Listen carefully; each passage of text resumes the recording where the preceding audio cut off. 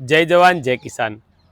આજે બટાકા કાઢવાની શરૂઆત કરવાની હતી એટલે મેં મશીન ઓમ તો પહેલાં તો ટેટી વાવવાનું મશીન લીધું, મગફળી કાઢવાનું લીધું ને હવે પ્રભાસિંહ એવું કહેતા હતા કે એક મશીન સારું તમે લઈ લો, તો અમને એમનું કામ બધું ગમ્યું હતું અને અમારા પાસે મશીન હતું નહીં, અમે મશીન એકબીજા ભાઈઓનું લઈને કાઢતા હતા, તો આજે મશીન લેવાનું થયું।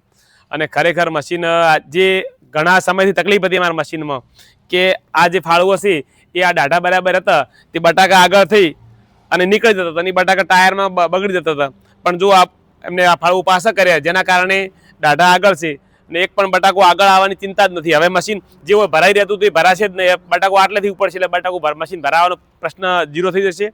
એમનું કટિંગ લોખંડ એ તો બધાએ આગળ મશીન બધાએ જોઈએ જ છે, વધારે કોઈ કહેવાનું નથી, પણ ખરેખર એકવાર જો કોઈને પણ મશીન લેવું હોય બટાકા કાઢવાનું તો ભાગ્યોદયની મુલાકાત લેજો। ભીલડી રોડ ઉપર જે ધોંધરા ચાર રસ્તા, ખરેખર જુઓ બે સપોર્ટ માર્યા છે અને લોખંડ પણ એવી વાપર્યું છે, બધી રીતે સારું કામ છે। જેને પણ મશીન બટાકા કાઢવાનું જોતું હોય એ અમે સ્કીનાડી પર નંબર નાખી રહ્યા છીએ એમનો।